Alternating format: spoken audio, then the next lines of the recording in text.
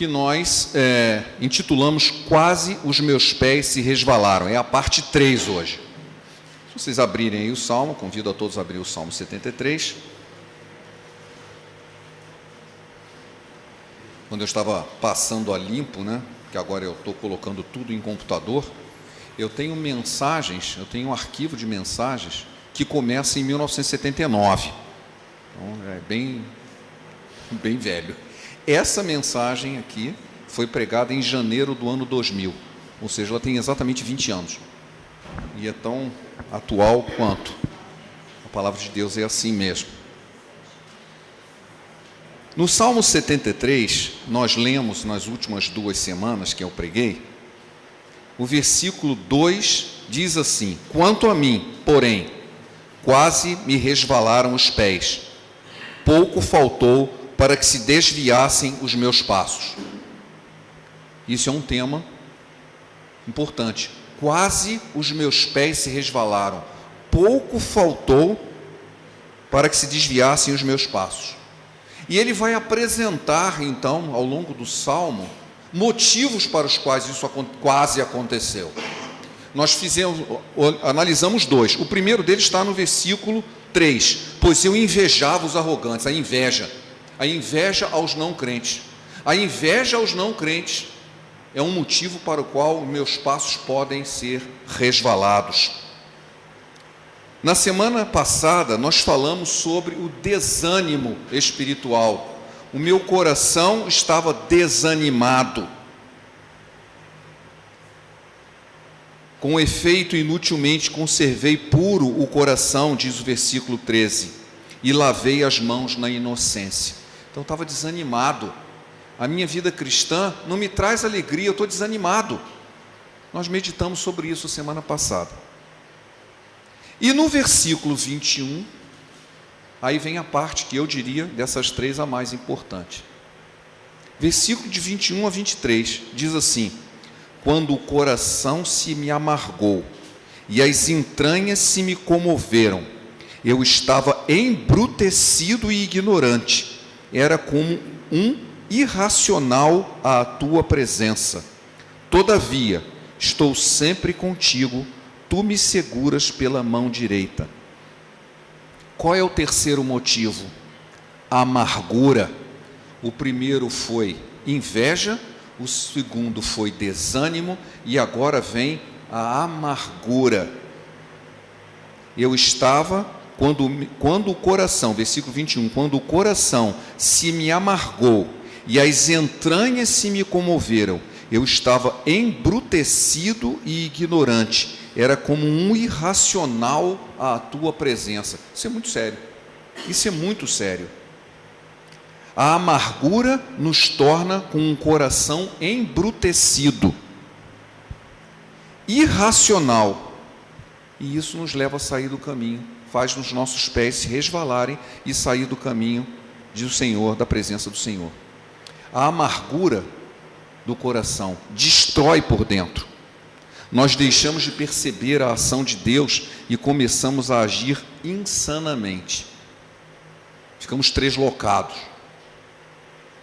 Eu olhei na internet e eu vi uma frase muito interessante, assim: a pessoa que não está em paz consigo mesma estará sempre em guerra com todo mundo.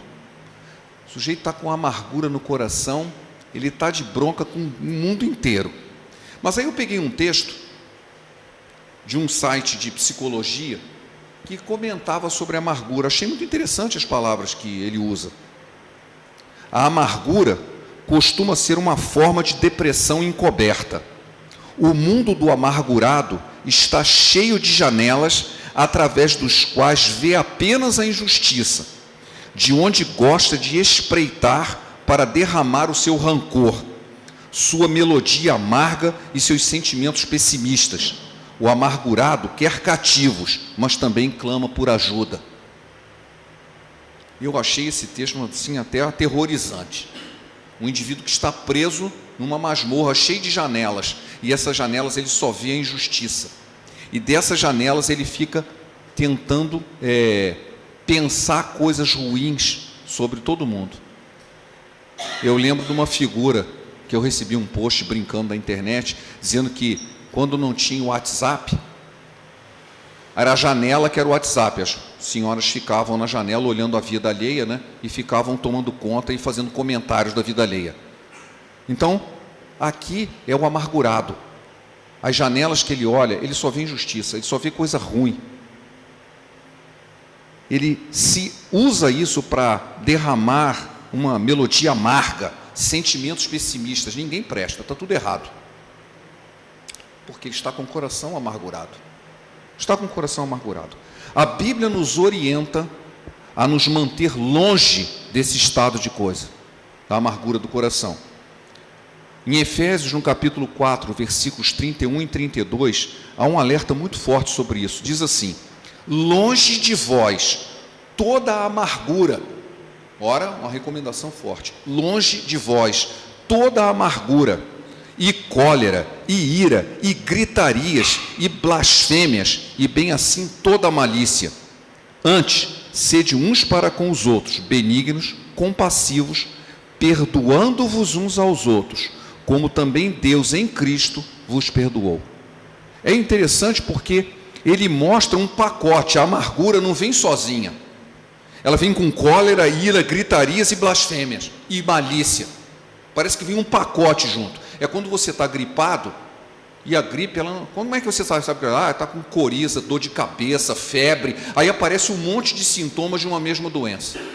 Então a amargura, ela é uma doença, e ela se mostra através da cólera, da ira, da gritaria, das blasfêmias e da malícia. São sintomas da amargura do coração. Aí você fica pensando, mas o que causa isso? As causas, como nós vimos do desânimo espiritual na semana passada, elas são múltiplas. Mas, basicamente, elas vêm de duas fontes: das frustrações da vida e das provações. Frustração é algo que eu me frustro de uma expectativa que não se concluiu. E provação é algo que vem de fora contra mim. Então, frustrações e provações podem ser causa de amargura. Por que eu digo podem ser? Não necessariamente. Elas causam aflições. Mas gravem bem essa frase: um coração aflito, ele busca a Deus. Um coração amargurado, ele se ressente de Deus.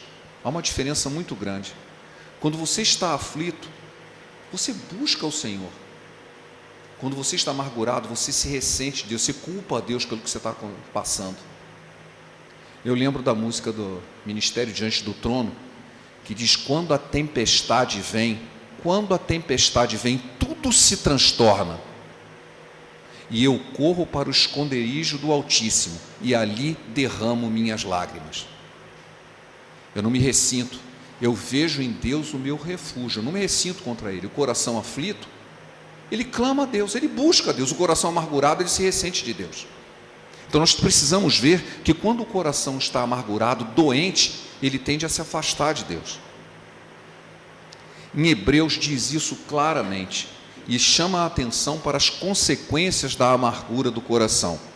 Isso está em Hebreus no capítulo 12, nos versículos 14 e 15. Diz assim: segui a paz com todos e a santificação, sem a qual ninguém verá o Senhor, tendo cuidado de que ninguém se prive da graça de Deus, e que nenhuma raiz de amargura brotando vos perturbe, e por ela muitos se contaminem. Esse texto aqui é muito sério. Ele diz que a amargura tem raiz, cresce e entranha na pessoa. Raízes de amargura. A amargura cria raízes e entranha nas pessoas, e ela causa 3 problemas. Ela prejudica o relacionamento com Deus. Ninguém se prive da graça de Deus. Atrapalha o relacionamento com Deus, atrapalha o relacionamento com os irmãos, porque não os perturbe, por muitos se contaminem. A sua amargura contamina os outros, então está prejudicando os irmãos, e é lógico, prejudica a si mesmo, né? Porque brotando vos perturbe, você fica perturbado. O Salmo diz claramente: você fica bruto, fica irracional, porque você deixou que a amargura tomasse conta do seu coração. E as ações delas, eu fico impressionado, porque a amargura no coração, ela às vezes toma forma espiritual. Você pode parecer que você está sendo espiritual, E no fundo você está sendo amargo. Um exemplo típico que eu procurei na Bíblia, e eu encontrei está escrito em Atos, no capítulo 8. No capítulo 8 de Atos, Pedro encontra com um tal de Simão o mágico. Esse Simão, ele se fazia de mágico e ele ganhava dinheiro com isso. E ele se converte, ou pelo menos disse que se tinha convertido. Quando Pedro chega na cidade onde ele estava, ele vê Pedro impondo as mãos pelas pessoas e as pessoas recebiam o Espírito Santo. E ele falou assim: olha, que poder interessante, estou querendo um poder desse. Chegou para Pedro assim: quanto custa? Tanto assim que hoje em dia a palavra simonia se refere a esse cara, o sujeito que ganha dinheiro com a fé dos outros. O que ele vive? Ele vive da fé dos outros, né? Então ele ganha dinheiro com a fé dos outros, isso é simonia. Porque o nosso amigo Simão chegou para Pedro assim: quanto que custa para eu ter esse dom de impor as mãos sobre as pessoas e eles receberem o Espírito Santo? Pedro evidentemente passa um carão nele bem grande, chama a atenção dele, diz que ele está indo para o inferno por causa disso, mas ele destaca uma coisa que eu anotei aqui: porque vejo que estais em fel de amargura e laço de iniquidade. Atos 8, 23. Ele estava querendo buscar dons espirituais, e Pedro disse que ele estava em fel de amargura. Fel de amargura. Todo mundo sabe o que é fel? Eu me lembro que a minha mãe falava disso quando ela matava a galinha, né? Porque no fígado, né, tem um negócio lá que estraga a carne, né? Que é azedo. Fel. Você está azedo de amargura e laço de iniquidade. A amargura, ela nos leva a um laço de iniquidade, mesmo que travestida de espiritualidade. Atrapalha, prejudica o nosso relacionamento com Deus, prejudica a nós mesmos e prejudica os irmãos. O que nós devemos fazer com isso? Eu não quero que meus passos se resvalem e eu não quero desviar do caminho, mas se o meu coração está amargo, eu preciso tomar uma providência. Primeiro, eu preciso não deixar que ele se amargue, mas se ele já estiver... O próprio Salmo 73, 23, ele já lembra disso, quando ele fala assim: olha, o meu coração estava amargo, mas ele quase se desviou. Por que ele não se desviou? Porque no Salmo 73, versículo 23, esse todavia, eu estou sempre contigo, tu me seguras pela mão direita. Ele tinha certeza da presença de Deus. Ele tinha certeza da presença de Deus. E isso é muito importante. Quando você estiver passando por uma provação, passando por uma frustração, para não deixar que seu coração se amargue, lembre-se, Deus está contigo. Ele está com você. Eu lembro de um poema, né, chamado Pegadas na Areia. Tem isso na internet, né? Ele fala de um sujeito que teve uma visão. Isso é um poema, tá? O original, se eu não me engano, é até em inglês. Ele estava vendo Jesus e a vida dele, a caminhada da vida dele pela praia. E ele estava com Jesus. E ele via isso através de pegadas.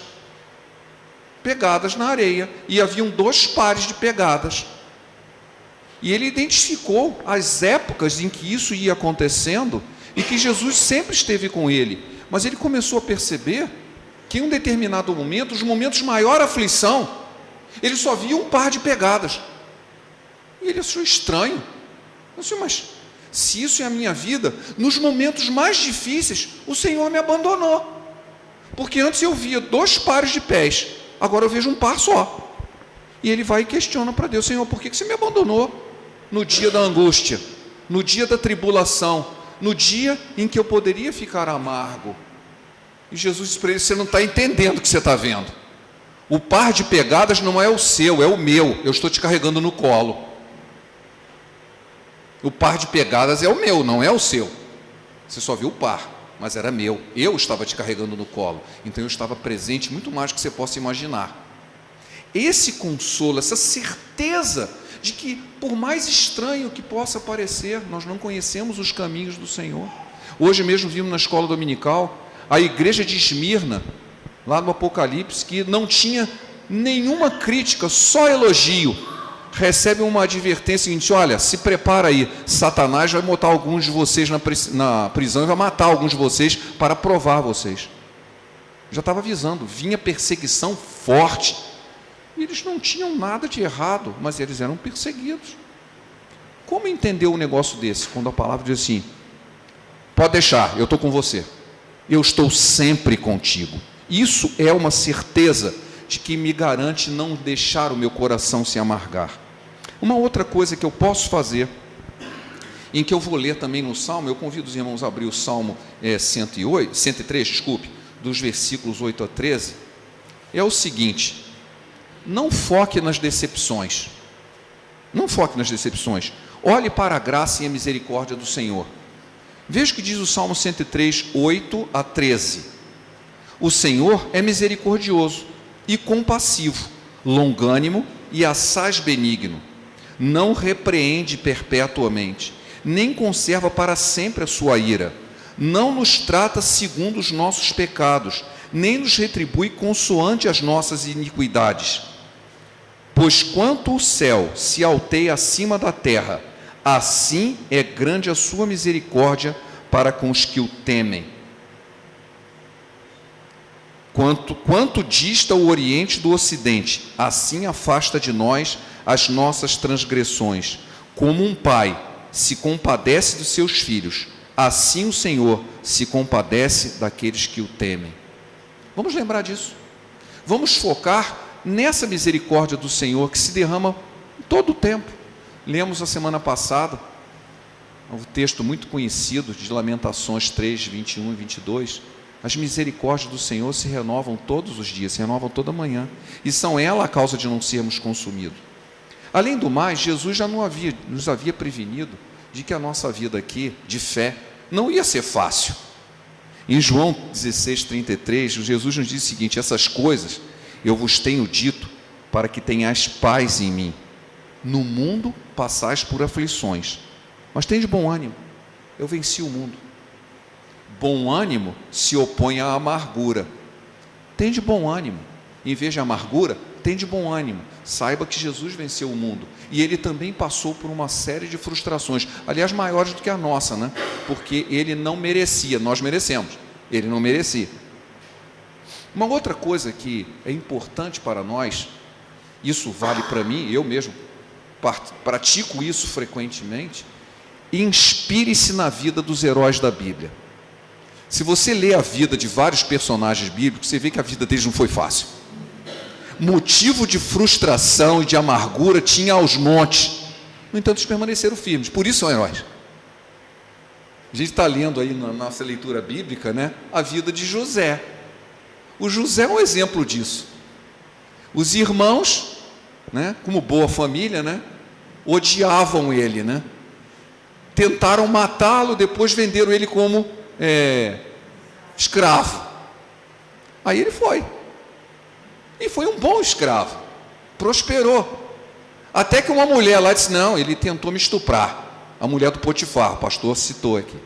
Eu vi um filme muito interessante sobre esse episódio, de que fala o seguinte: o Potifar era o chefe da guarda, ele era um general. Pô, o escravo dele tentou estuprar a mulher dele, o que você vai fazer? Mata! Não, ele mandou prender. Assim, eu acho que não acreditou muito na mulher dele, não, porque ele podia ter matado. Eu disse: como assim? Você está aqui na minha casa, tenta estuprar minha mulher, pega a espada e corta ele em dois. Ele era general, ele podia ter feito isso, mas ele mandou prender, e depois ainda apoiou ele. Disse: não, vem cá, cuida aqui do padeiro e tudo. Por quê? Porque a palavra diz assim: mas o Senhor era com José. Em momento algum, em toda a trajetória de José, você vê ele se lamentando: ah, Senhor, por que isso foi acontecer? Eu não fiz nada. Olha o que aconteceu. Essa mulher está mentindo contra mim, meus irmãos. Aí começa aquela ladainha toda. Ele nunca, em momento algum, ele se lamenta de nada. E a Bíblia diz: o Senhor era com José. E ele foi sendo abençoado, abençoado, abençoado. E ele não era bobo. Não era bobo, ele não tinha vida poliana, assim, não, vamos olhar tudo a vida com aquele olhar assim, positivo, né? Tipo coach, né? Não, se você for otimista, as coisas vão ficar legal, fica bem assim, se a vida é um espelho, sorria para ela que ela sorri para você, aquelas frases bem idiotas, né? Não era nada disso. Em algum momento, quando os irmãos dele tentaram dar mais um golpe nele, Tentar mais um golpe. Ele já tinha salvado a família inteira, ele era o governador do Egito, os irmãos ainda armam um truque, assim, olha, o nosso pai mandou você perdoar a gente. Mentira, não tinha falado nada, nem sabia o que tinha acontecido. Ele podia ter sido, vem cá, agora está na hora da onça beber água, eu vou pegar vocês, vou pendurar vocês pelos pés ali. Ele falou assim, olha, vocês pensam que vocês estão me enganando? Vocês intentaram o mal, mas Deus transformou em bem. Olha a visão que ele tinha. Deus transforma o mal em bem. É esse tipo de postura diante de Deus que não nos deixa ficar amargurado. Gente, quanta coisa ruim está acontecendo, mas Deus tem o poder de transformar isso em bem. Eu não sei como, mas Ele tem. E Ele vai fazer, porque a promessa dele diz que Ele vai recompensar aqueles que o temem, que Ele vai ser benigno, que Ele vai ser misericordioso. Então eu tenho certeza de que eu vou estar na presença dEle sempre, não importa o que esteja acontecendo. E isso não vai deixar meu coração amargurar. Inspire-se na vida dos heróis, não precisa ser José não, tem outros, Jeremias, Daniel. Daniel era um sujeito muito, competente, era um funcionário público. Daniel era um funcionário público, era competente. Sabe o que aconteceu com ele? Puseram ele na cova dos leões por causa disso. Ele continuou fiel e foi abençoado.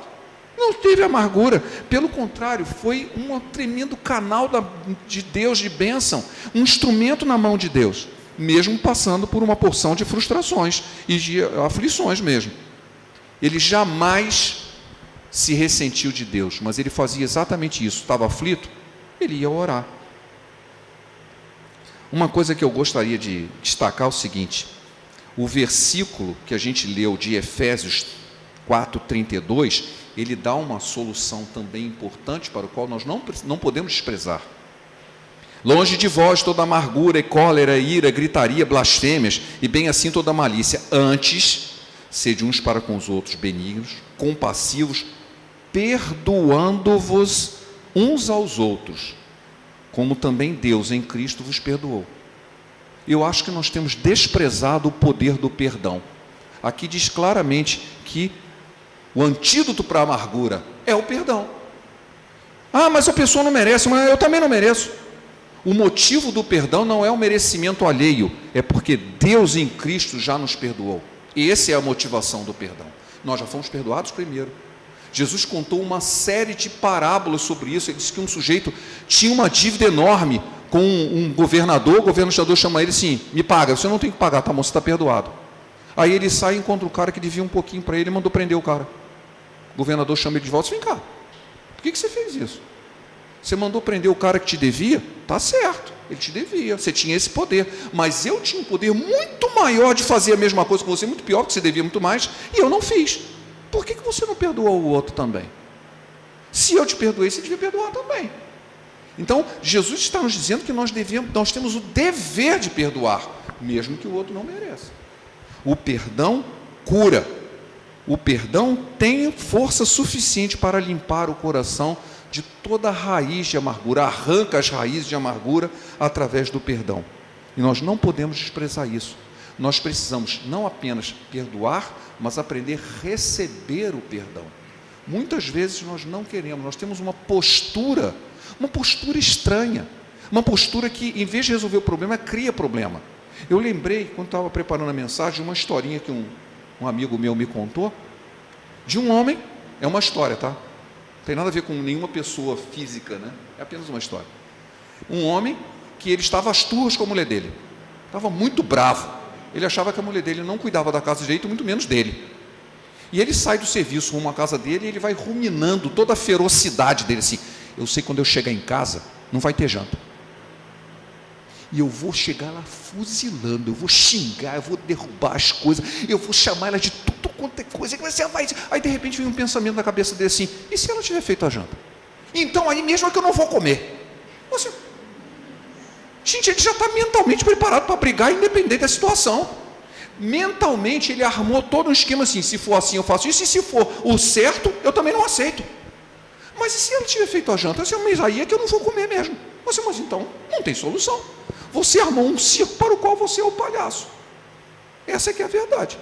Nós temos essa disposição no nosso coração, está sempre criticando, e a gente fecha as portas para que a solução venha, para que o perdão venha, para que as coisas se resolvam, e depois fica se lamentando que nunca se resolve nada, quando for nós mesmos que fechamos a porta para aquilo se resolver.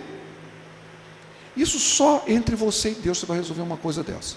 Preste atenção se você mesmo não está sendo um empecilho para que aquilo que está amargurando seu coração se resolva. Está no passado? Perdoa, esquece, entrega nas mãos do Senhor. Está no presente? Perdoe também, receba o perdão, procure reconciliação. É bem-aventurado, disse Jesus, os pacificadores, porque eles verão a Deus. Aqueles que procuram a paz e não a briga.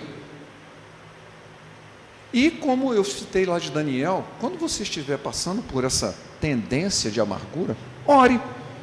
Ore para que Deus liberte dessa realidade. Se eu já estou com o coração amargurado, ore. A Bíblia recomenda isso. Confie que o Deus do impossível lhe ajudará. É promessa bíblica.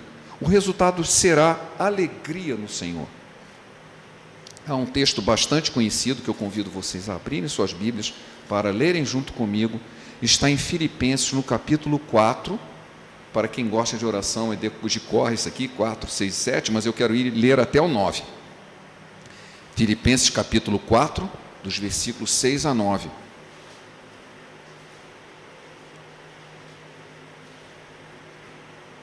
Diz assim: não andeis ansiosos de coisa alguma, em tudo, porém, sejam conhecidos diante de Deus as vossas petições, pela oração, pela súplica, com ações de graças. E a paz de Deus, que excede todo o entendimento, guardará o vosso coração e a vossa mente em Cristo Jesus. Finalmente, irmãos, tudo que é verdadeiro, tudo que é respeitável, tudo que é justo, tudo que é puro, tudo que é amável, tudo que é de boa fama, se alguma virtude há e se algum louvor existe, seja isso que ocupe o vosso pensamento. O que também aprendeste, recebeste e ouviste, vistes em mim, isso praticai, e o Deus da paz será convosco. Eu fiz questão de ler esse texto porque eu tinha lido que está em Efésios, no capítulo 4, 31, que fala de cólera, gritaria, blasfêmia. Você quer resolver para a amargura nunca mais entrar no seu coração? Pense em tudo que é verdadeiro, tudo que é respeitável, tudo que é justo, tudo que é puro, tudo que é amável, tudo que é de boa fama, se alguma virtude há e se algum louvor existe, seja isso que ocupe o vosso pensamento. Não deixe as coisas ruins ocuparem o vosso pensamento. Olha o que diz a palavra aqui. Ocupe o pensamento com coisa boa, com coisa justa, com coisa louvável. E diz o seguinte: o Deus da paz será convosco. A paz de Deus, que excede todo o entendimento, guardará o vosso coração e a vossa mente em Cristo Jesus. Você acha que um coração desse está amargurado? Claro que não. Se a paz de Deus, que excede todo o entendimento, guarda o nosso coração e a nossa mente, não há espaço para a amargura. Não vai criar raízes, não vai nem aparecer por lá. Porque o Senhor, o Deus da paz, está conosco. Amém? Eu gostaria de terminar com um texto de Jesus convidando. Vinde a mim, todos os que estáis cansados e oprimidos, e eu vos aliviarei. Você está amargurado? Vai a Jesus, Ele vai te aliviar. Tomai sobre vós o meu jugo e aprendei de mim. Sou manso e humilde de coração, e encontrareis descanso para vossas almas. Amém? Tomar o jugo de Jesus, estar com Ele junto, é que vai trazer descanso para as nossas almas. Nós não precisamos ficar cansados e oprimidos, muito menos amargurados. Jesus pode nos aliviar. Amém? Pai, obrigado por essa palavra que encerra esse conjunto de mensagens sobre não deixar os nossos pés se resvalarem. Nós não queremos nossos pés resvalados, nós queremos seguir o Teu caminho. Queremos seguir contigo todo o tempo. Queremos ser abençoados por Ti. Fica conosco, Senhor, que a Tua paz, que excede todo o entendimento, guarde o nosso coração e a nossa mente, porque entregamos a nossa vida a Ti. E é em Teu nome que agradecemos. Amém.